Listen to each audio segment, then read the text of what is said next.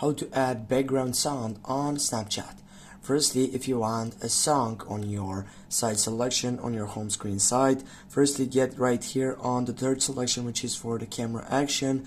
Take a photo or simply change or choose from your gallery selection, which was on your left wing. Then simply tap on the third selection right here to add some sticker if you want.